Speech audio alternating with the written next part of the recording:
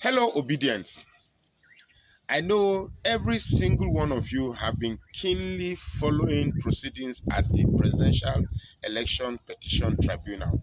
I know I have. And I know the only hope that we have is the outcome or favorable outcome from the PEPT.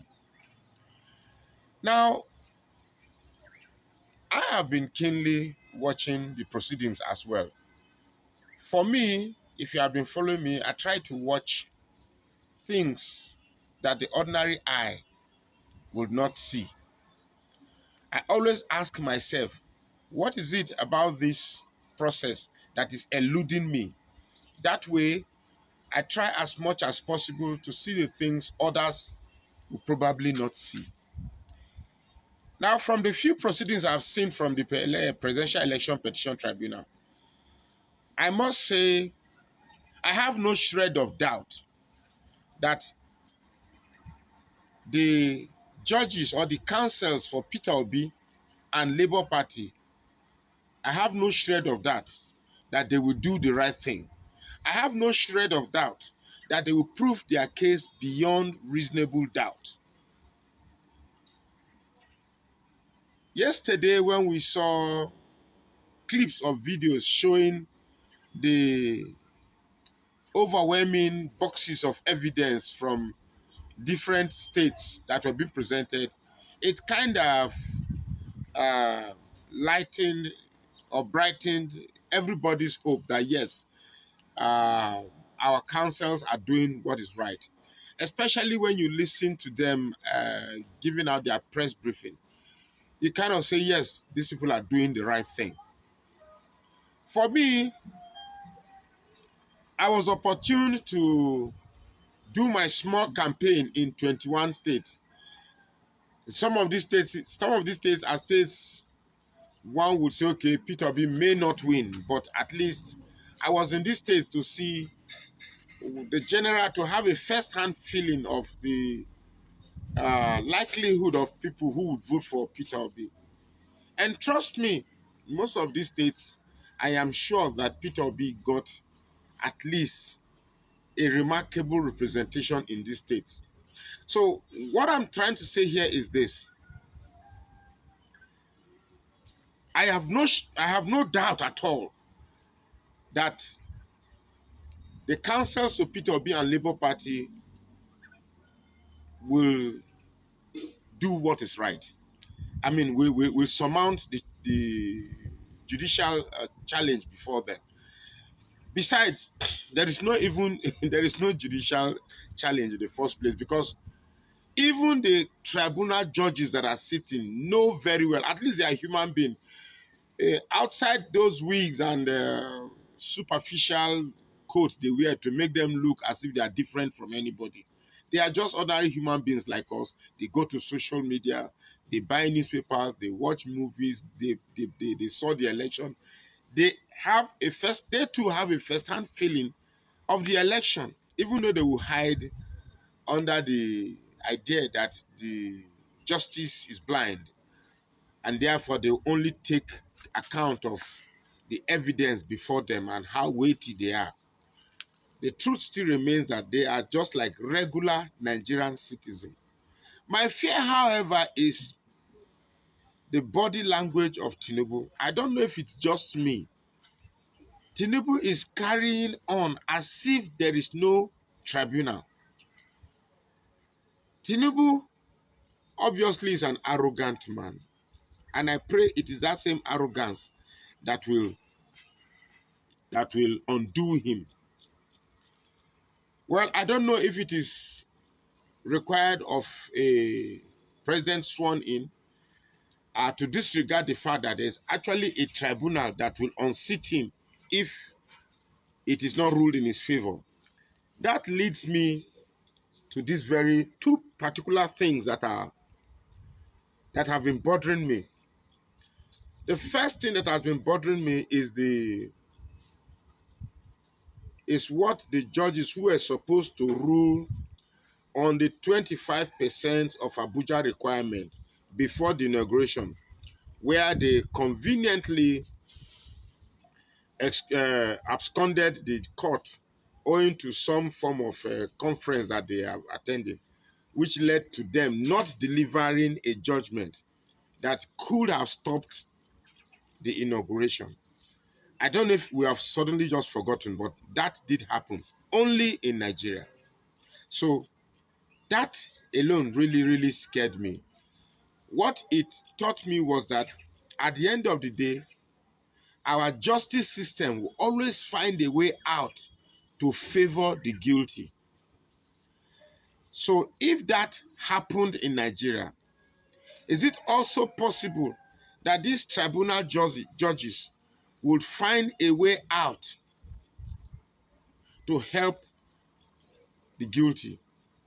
These judges that we are seeing, even though their conduct so far in the judges by admitting the evidence before them, by trying to make some, by trying to point out some ridiculous conduct of the INEC council and all of that, which somehow gives us confidence that they will do the right thing. But then in Nigeria, I've learned a lot about misdirection, where people will give you the impression that they are doing what is right, but at the end of the day, they just surprise you.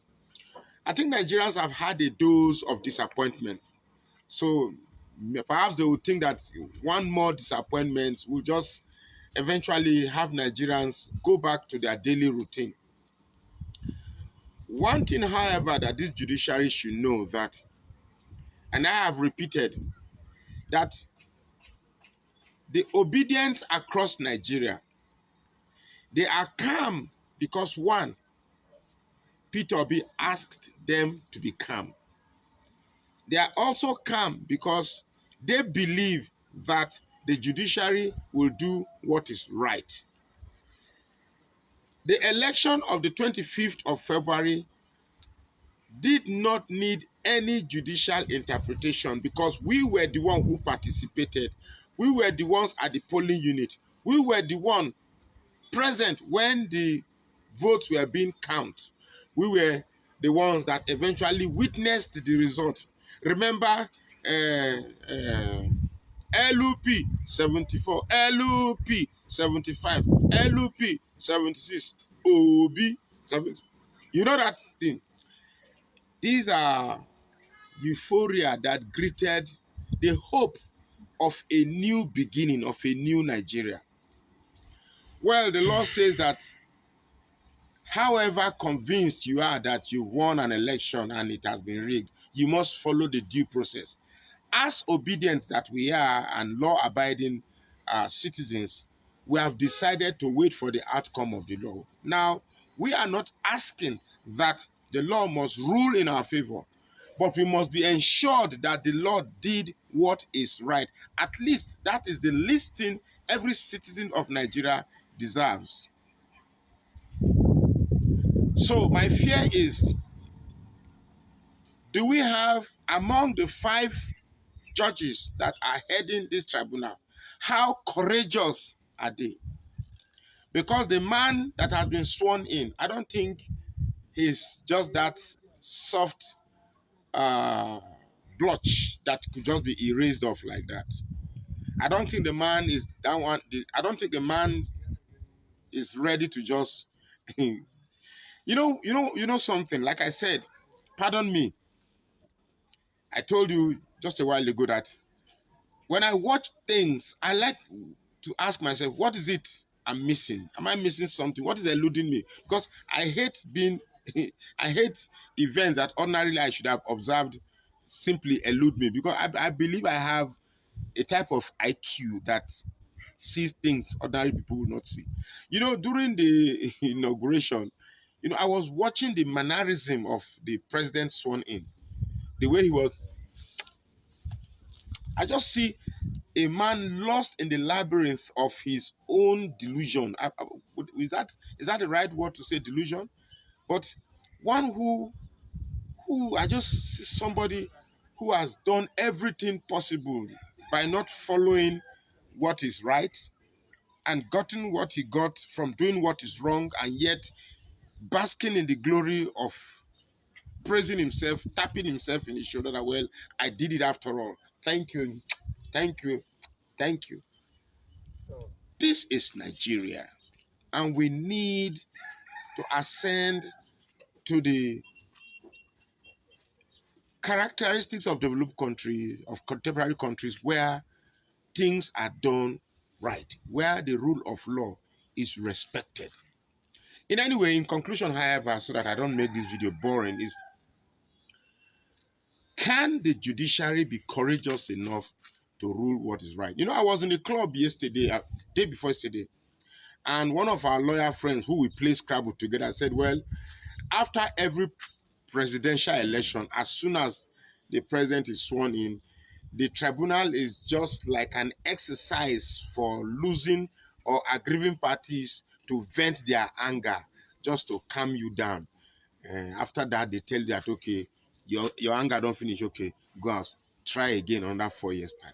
I hope this is not one of such exercise that is just established so that people who are aggrieved will vent their anger or dissipate their anger, just relieve themselves of whatever anger that have been bottled up in them. This is not one of those. We obedient have not given up. We obedient are watching keenly. We obedient will follow this into the letter. If it is deemed that we failed and proven beyond reasonable doubt, we will go back and sleep. We are civilized people.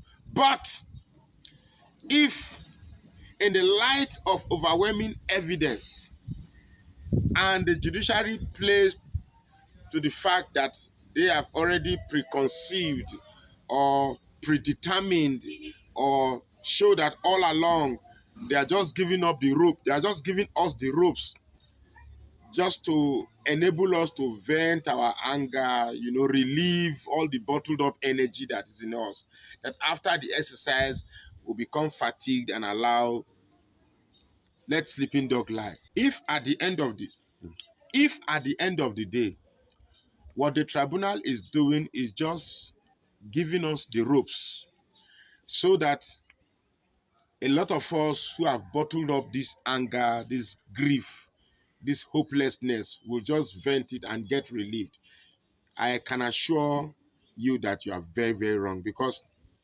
this is the future of the youths that we are toying with. The youths are tired, and these old, retired, retarded men don't want to leave the stage for the youths to determine their own time. I like to say my name is Magnus Araka. Please share this video and follow this page now.